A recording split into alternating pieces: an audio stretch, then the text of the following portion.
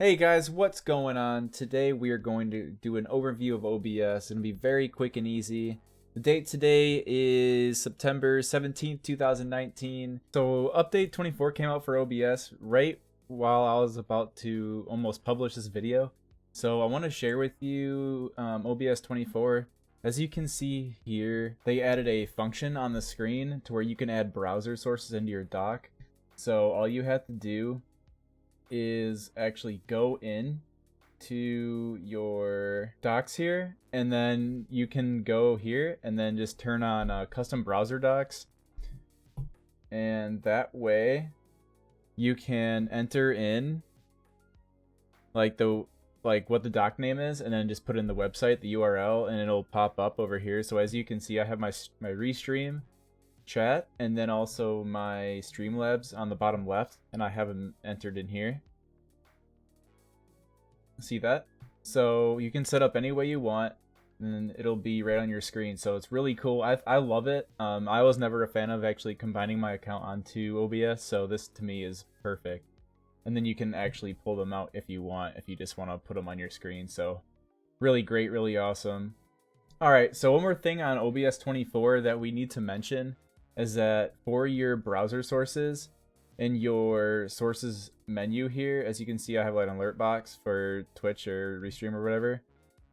You can actually adjust if there's volume in there, you can adjust it. So let's say you have alerts as a browser source, you can actually mute that button here, and that's really convenient. So another great thing that I want to show you guys is that when you start recording, and I'm going to show you where I'm recording here, while you're recording, I can actually pause this video.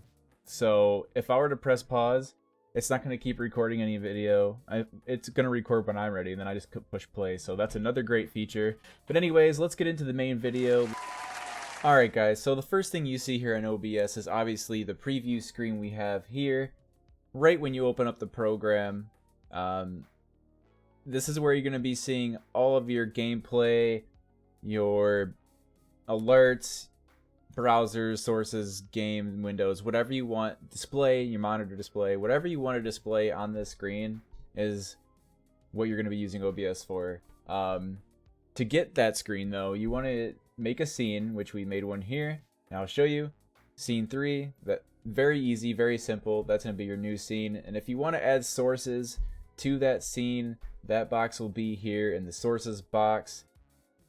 And the reason why we want to put sources in there is because that's how you're going to show what you want to record. As you can see, I'm going to do display really quick. I have one up here.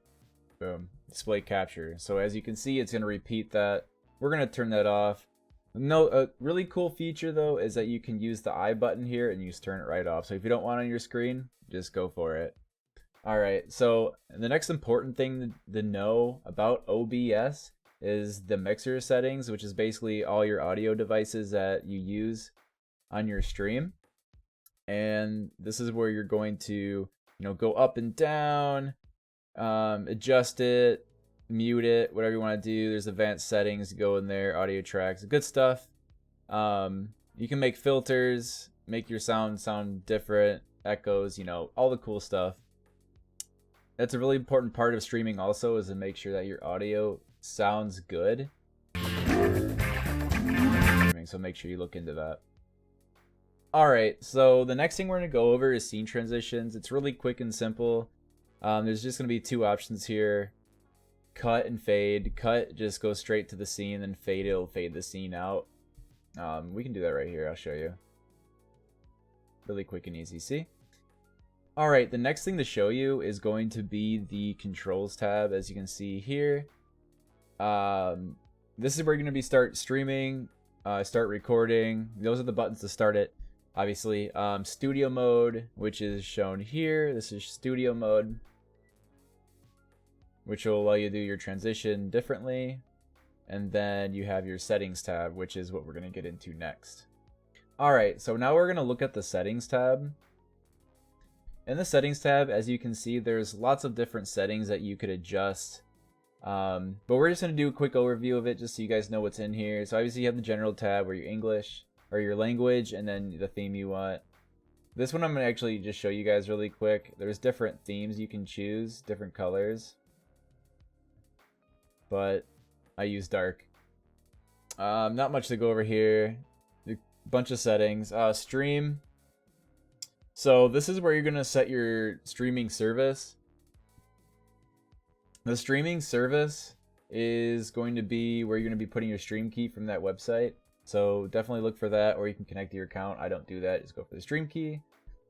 All right, so the next thing is output. Make sure that you guys are spending most of your time here. You got to adjust your stream accordingly.